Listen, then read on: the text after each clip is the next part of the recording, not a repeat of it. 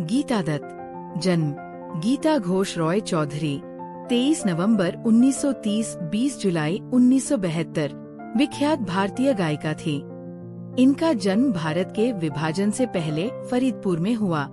उन्होंने हिंदी सिनेमा में एक पार्श्व गायिका के रूप में विशेष पहचान पाई। जन्म गीता घोष रॉय चौधरी, 23 नवंबर 1930, फरीदपुर, बंगाल प्रांत, ब्रिटिश भारत, अब बांग्लादेश।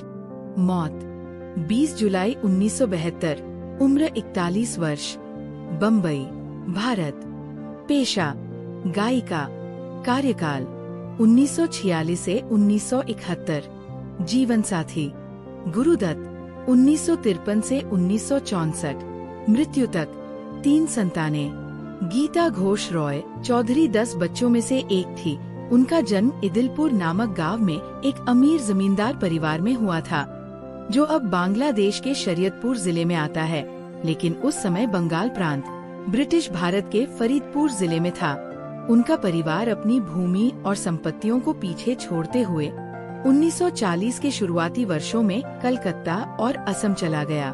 1942 में उनके माता पिता बॉम्बे के एक अपार्टमेंट में रहने लगे। गीता 12 वर्ष की थी और उन्होंने बंगाली हाई स्कूल में स्कूली शिक्षा जारी रखी। के हनुमान प्रसाद ने गीता को अपने संरक्षण में ले लिया, उन्हें प्रशिक्षित किया और उन्हें गायन के लिए तैयार किया और बाद में उन्हें फिल्मों में गाने का मौका दिया। 1946 में उन्हें पौराणिक फिल्म भक्त प्रहलाद में गाने का मौका मिला, जिसके लिए प्रसाद संगीत निर्देशक थे। उन्हें 2 गानों के लिए 2 पंक्तियां दी गई। वह उस समय 16 साल की थी। 1947 में उन्होंने हनुमान प्रसाद की अन्य फिल्मों के लिए गाना गाया। नैनों की प्याली से होठों की मदिरा, रसीली, नेहा लगा के मुख मोड़ गया, रसीली, आजारी निंदिया आजा, स्थापित पार्श्व गायक पारुल घोष, नई माँ के साथ एक लोरी। फिल्म बाजी के गाने की रिकॉर्डिंग के दौरान गीता उसके युवा निर्देशक गुरु दत्त से मिली। उनका प्रेम संबंध 26 मई 1953 को विवाह के बाद समाप्त हुआ। साथ में उनके 3 बच्चे हुए, तरुण 1954 से 1985, अरुण 1956 से 2014 और नीना जन्म 1964। उन्होंने सुधीर दास गुप्ता और अनिल चटर्जी जैसे उल्लेखनीय संगीत निर्देशकों की धुनों पर गाते हुए कई गैर फिल्मी गाने भी रिकॉर्ड किए। 1957 में गुरु दत्त ने गीता दत्त के साथ गायिका के रूप में फिल्म गौरी जारी की। ये सिनेमास्कोप में भारत की पहली फिल्म होने वाली थी, लेकिन फिल्मांकन के कुछ दिनों में ही इस परियोजना को रोक दिया गया।